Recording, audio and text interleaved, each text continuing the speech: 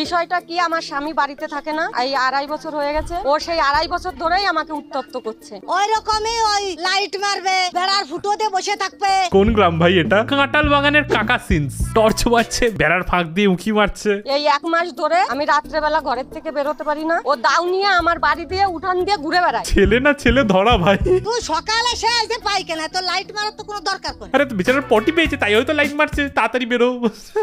আগে ফোন করতো, হ্যালো বলতাম, সেই বলতো আসবো। আরে ফোন করতো, ব্লক করে দেবে, ধরতে। আরে ভাই হয় ভাই, গ্রামে হয়, হয়তো ইন্টারনেট কানেকশন আসছে না ছেলেটার, ভাই কে জানে ভাই কি হয়েছে। বেশ করে ভাই দড়ি দিয়ে বেঁধে রাখো সালা, তাহলে খবর হয়ে গেল ভাই এরকম। এই মনে মনে ভেবে সকালবেলা কেন টর্চ মারতে বেরোলাম, জেঠিমা তো দড়ি দিয়ে বেঁধে নিউজ রিপোর্টারই ডেকে দিল ভাই। সব কাকিমারা মিলে বেঁধে রেখেছে, বেশ করেছে ভাই। আমাদের গ্রামে ভাই আলাদাই কেস বেরো। একদিকে বর দাঁড়িয়ে বউয়ের বিয়ে দিচ্ছে, অন্যদিকে বর পালিয়ে যাচ্ছে, এইদিকে তো ভাই টর্চ মারছে নাকি ভাই, কি আলাদাই লেভেল ভাই। দাদা একটা শিকড় দিন তো।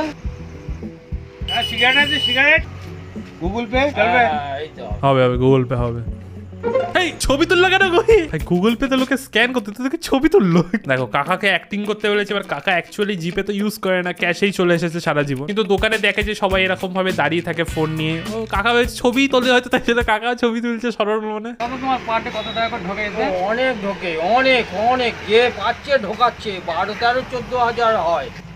এই পাগল চোদা, টাকা ওতে ঢোকে, আমার ব্যাংকে ঢোকে। শিকড় খেয়ে 14,000 টাকা নিয়ে দৌড়ালো।